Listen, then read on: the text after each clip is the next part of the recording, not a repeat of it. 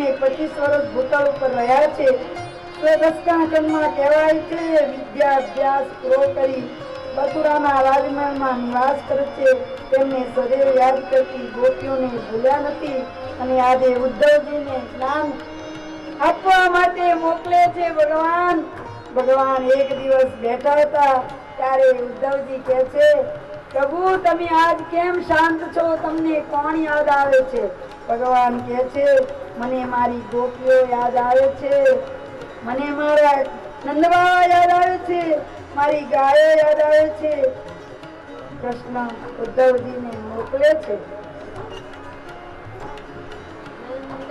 બાવાને માતા જશોદાજી સામરે મમતાની મૂર્તિ મારી રહી ગઈ ગોકુળમાં. માતા જશોદાજી સામરે મમતાની મૂર્તિ મારી રહી ગઈ ગોકુળમાં.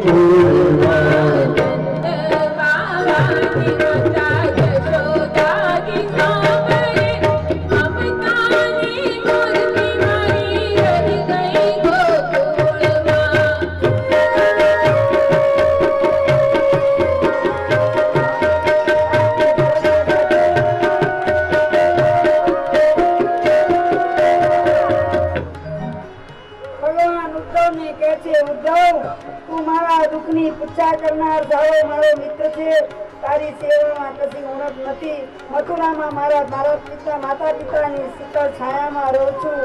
આજે મારું માથું નાખીને રાતે સૂઈ શકું. ઉદ્ધવ મારાથી મારા વ્રજવાસીઓ ભૂલાતા નથી.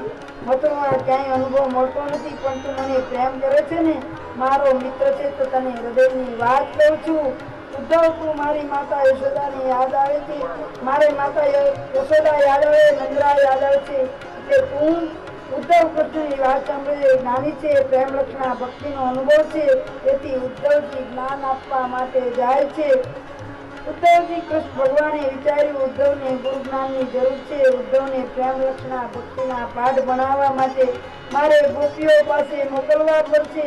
ગોપીઓજનો તેના ગુરુ બની શકશે. હું તે વ્રજમાં મોકલીશ. આ બાજુ ઉદ્ધવ કહે છે, તારી વાત છે, હું વ્રજમાં જઈશ, ગોપીઓને સમજાવીશ, તને વ્રજ ભૂલાવા હું તને સાહેબ આપીશ. વ્રજમાં જઈ વ્રજવાસીઓ મને ભૂલી જાય એવો ઉપાય કરી લાય. કૃષ્ણ કહે છે, તું મારો મિત્ર છે. ઉદ્ધવને વાત ગમી ગઈ. તેમણે કહ્યું કે સાચો મિત્ર છે. હું વ્રજમાં જઈશ, વ્રજવાસીઓને નિર્ગુણ બ્રહ્મના સ્વરૂપ સમજાવીશ. ઉદ્ધવ કહે છે, હું જરૂર વ્રજમાં જઈશ. બળતા ગોપીજનો કૃષ્ણના ચિઠ્ઠીને હાથ લગાડે તો વિરોધી બળતા કોરના હાથ વડે ચિઠ્ઠી બળી જાય. ચિઠ્ઠી બળીને જમીન મૂકીને વાંચના પરિચય આંખમાંથી અવળી આંસુધારા વહે છે. ઉદ્ધવ જેવા જ્ઞાનીની કેવી રીતે હોય? ચિઠ્ઠી ન લખી આપતા કૃષ્ણ ઉદ્ધવ સાથે વ્રજવાસીઓને મૌખિક સંદેશો મોકલે છે. ઉદ્ધવે વિચાર્યું, કૃષ્ણના સખાને ખાતર મારે વ્રજની ગોપીઓને સમજાવવા જવું પડશે. હું કૃષ્ણનો સખો છું ને. ઉદ્ધવજીને અહીંયા ગોકુળમાં જવા તૈયાર થયા છે. પિતાંબર પહેર્યું છે, માળા ધારણ કરીએ છે.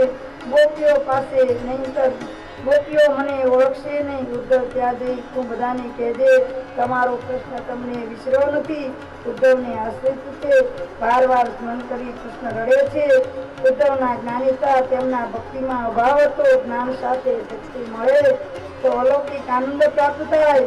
ગોપીઓ પ્રેમ લક્ષના માર્ગની ગુરુ છે. ગોપિકા પોતા ગુરુ. ઉદ્ધવને ગુરુ જ્ઞાનની જરૂર છે.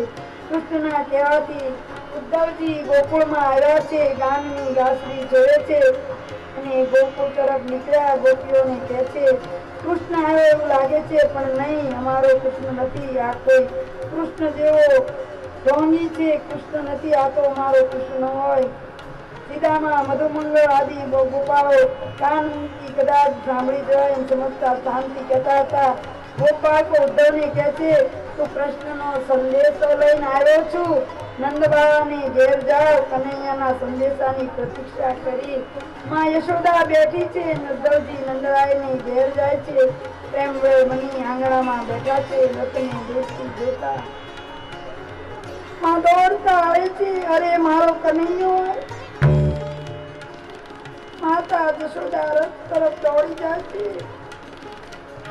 નંદ જશોદા રથમાં જોવે છે તો ના તો કોઈ કનૈયાનો વેશધારી છે. મારો કનૈયો ન હોય.